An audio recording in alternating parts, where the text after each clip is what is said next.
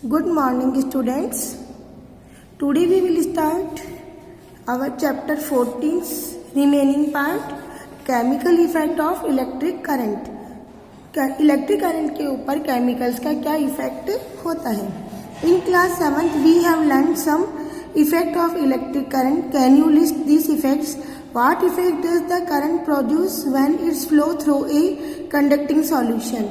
अगर हम इस सॉल्यूशन के अंदर कंडक्टिंग सॉल्यूशन के अंदर इलेक्ट्रिसिटी फ्लो करें तो क्या होता है. हम इसके लिए एक एक्टिविटी करते हैं. Take out carbon rods carefully from 2 discarded cells. Clean their metal caps with sandpaper. Wrap copper wires around the metal caps of the carbon rods and join them to the battery. आपको क्या करना है कि आपके जो waste cell हैं उनसे उनकी कार्बन रोड निकालनी है, उन्हें क्लीन करना है. उसके बाद आपको जो आपने इलेक्ट्रिक सर्किट बनाया था उनसे आपको उन दोनों सेल्स को वायर को अटैच कर देना है. We call this 2 rods electrode. अब हम इन जो हमने 2 रोड फिक्स किए हम इन्हें इलेक्ट्रोड बोलेंगे. कार्बन रोड यू में take iron nails about 6 mm long. अगर आपके पास कार्बन रोड्स नहीं है तो आप आयरन नेल्स भी ले सकते हैं. पोर एक cup full of water in a glass और प्लास्टिक बाउल. और आपको एक कप में 1 कप वाटर लेना है. ये आप ग्लास में भी ले सकते हैं या प्लास्टिक के बाउल में भी ले सकते हैं. Add a teaspoon of salt और a few drops of lemon juice to water to make it more conducting. और वाटर को कंडक्टिंग बनाने के लिए आपको इसमें या तो सॉल्ट ऐड करना है या लेमन जूस ऐड करना है. Now immerse the electrodes in this solution. अब इस सॉल्यूशन में आपको वो रोड्स रख देनी है. Make sure that the metal caps of the carbon rods are outside of the water. और आपको ये ध्यान रखना है कि जो आपकी कार्बन रोड्स है उनके ऊपर जो मेटल कैप होती है वो वाटर से बाहर रहे. इट मीन्स आपको हाफ सेल तक ही उन्हें फिल करना है. Wait for 3-4 minutes. Observe the electrodes carefully. Do you notice any gas bubbles near the electrodes? Can we call the change taking place in the solution a chemical change? Recall the definition of chemical change that you learned in class 7.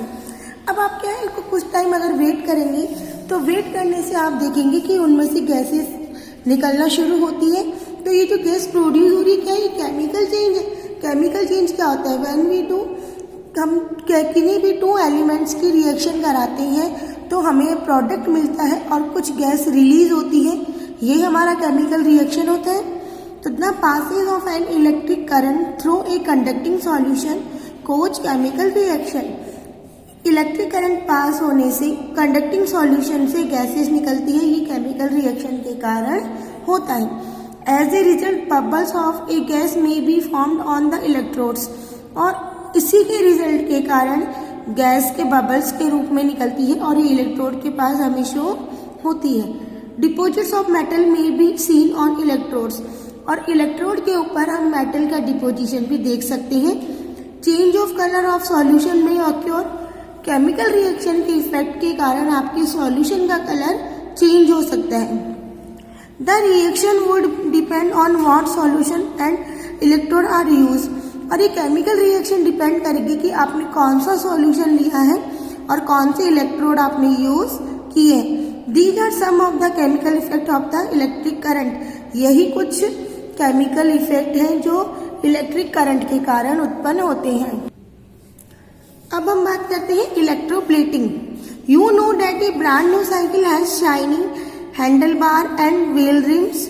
However, if these are accidentally scratched, the shiny coating comes off, revealing a not so shiny surface beneath. You might have also seen women using ornaments which appear to be made of gold. However, with repeated use, the gold coating wears off, revealing silver or some other metal beneath. आपने देखा है कि जब आप new cycle लाते हैं उसका handle अच्छे से शाइनिंग करता है. उसकी जो व्हील रिम होती है वो भी बहुत शाइनिंग करती है. लेकिन अगर उसके ऊपर अनफॉर्चुनेटली कोई स्क्रैच बन जाता है तो धीरे धीरे उस हैंडल्स की और रिम की शाइनिंग लॉस होने लग जाती है. ऐसे ही जो वीमेन ज्वेलरी वियर करती है उनको डेली यूज करने से उनके ऊपर क्या होता है, उनकी जो कोटिंग होती है वो धीरे धीरे हटने लग जाती है और लास्ट में वो डल पड़ जाती है और उनका कलर चेंज हो जाता है। In both these case a metal has a coating on another metal. इन दोनों केसेस में आप देखेंगे कि मेटल के ऊपर दूसरे मेटल की कोटिंग की हुई है। Do you wonder how a layer of one metal can be deposited on the top of other.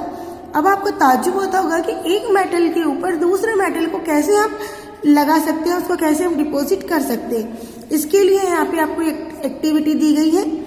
We will need copper sulphate and 2 copper plates of size around 10 centimetre into 4 centimetre. Take 250 ml of distilled water in a clean and dry beaker. Dissolve 2 teaspoonful of copper sulfate in it. Add a few drops of dilute sulfuric acid to copper sulfate solution to make it more conducting. आपको क्या करना है, copper sulphate की 2 plate लेनी है। आपने copper की 2 plate ली और कॉपर सल्फेट का सॉल्यूशन लिया।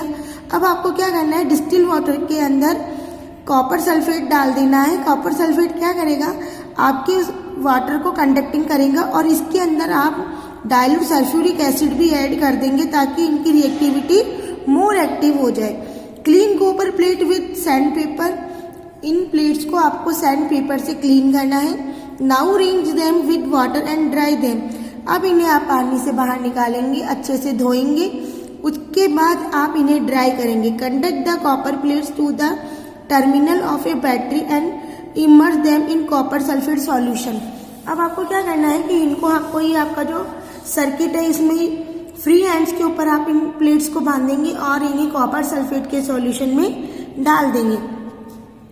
अलो the current to pass for about 15 minutes. अब आपको 15 मिनट्स तक इनके ऊपर करंट फ्लो होने देना है। Now remove the electrode from the solution.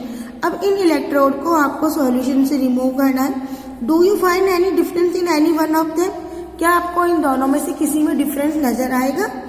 Do you find A coating over it. आपको इनके ऊपर एक कोटिंग मिलेगी। What colour of this coating. इस कोटिंग का कौन सा रंग है।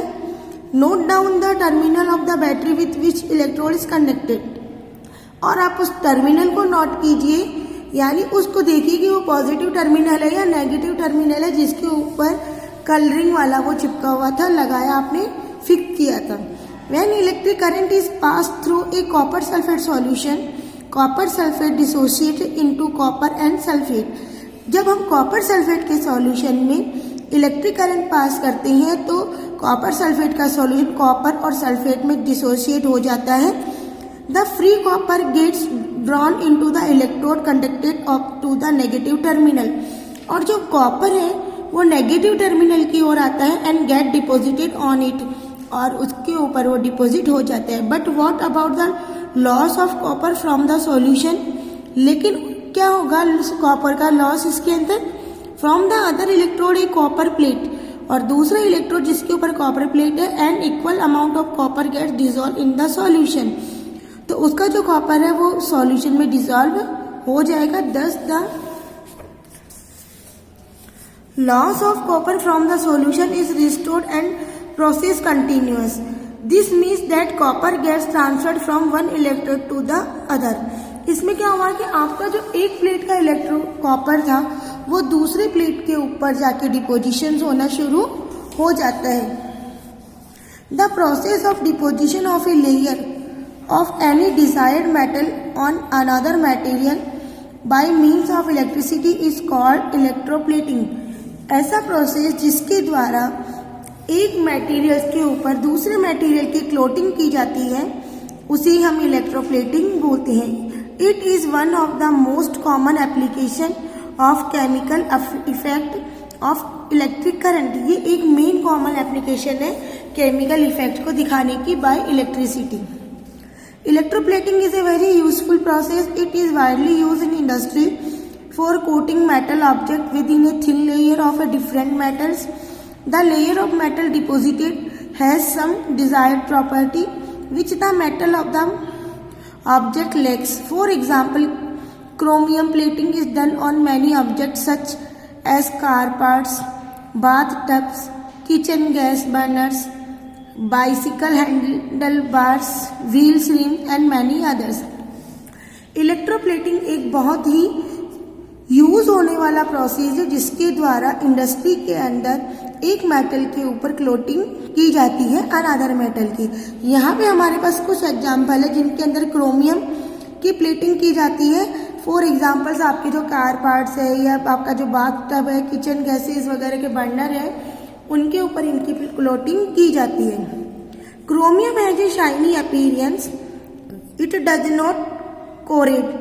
क्रोमियम की शाइनी होती है, ये कोरेट नहीं होता, मीन्स ये अदर मटेरियल से रिएक्शन नहीं करता। इस वजह से स्क्रैच, इसके ऊपर स्क्रैचेस कम आते हैं। However, chromium is expensive and it may not be economical to make the whole object out of chromium. Chromium बहुत ज़्यादा महंगा होता है, इसीलिए इसका यूज कंप्लीट ऑब्जेक्ट बनाने में नहीं किया जाता। So the object is made from a cheaper metal and only a coating of chromium over it is deposited. इसलिए जो मटेरियल्स होते हैं वो सस्ते मेटल्स के बनाए जाते हैं और उनके ऊपर क्रोमियम की कोटिंग की जाती है। Jewellery maker electroplates silver and gold on less expensive metals. जो ज्वेलरी मेकर्स होते हैं यानी गोल्ड स्मिथ क्या करते हैं कि जो चीप क्वालिटी का मेटल होता है उनसे ऑर्नामेंट बनाते हैं और उनके ऊपर सिल्वर या गोल्ड कलर की पॉलिश कर दी जाती है, कोटिंग कर दी जाती है। These ornaments have to appearance of silver और gold but are much less expensive. ये जो ऑर्नामेंट्स होते हैं ये अपीयरेंस के अंदर तो सिल्वर और गोल्ड के जैसे ही होते हैं, लेकिन ये उनके कंपैरिजन में बहुत सस्ते होते हैं। Tin cans use for storing food. Tin cans का यूज हम खाना इकट्ठा करने में, भोजन स्टोर करने में करते हैं। Are made by electroplating tin into iron. ये आयरन के ऊपर इलेक्ट्रोप्लेटिंग करके बनाए जाते हैं। Tin is less reactive than iron. Tin iron के कंपैरिजन में लेस रिएक्टिव होता है। Thus food does not come into connect with iron and it deposited from getting spoil. और फूड डायरेक्ट आयरन के कांटेक्ट में नहीं आता और वह स्पॉइल होने से बच जाता है।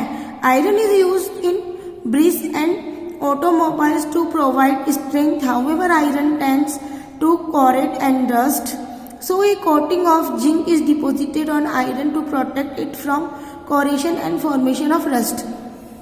और आयरन्स के द्वारा जब ब्रिज और ऑटोमोबाइल्स वगैरह बनाई जाती हैं तो ये क्या होता है, ये मोर कोरेड एंड रस्टिंग वाला मटेरियल है, तो इसको प्रोटेक्ट करने के लिए आयरन के ऊपर जिंक की कोटेशन की जाती है ताकि ये प्रोटेक्ट हो सके। तो ये थे हमारे कुछ एग्जाम्पल इलेक्ट्रोप्लेटिंग के। I hope you have understand this chapter.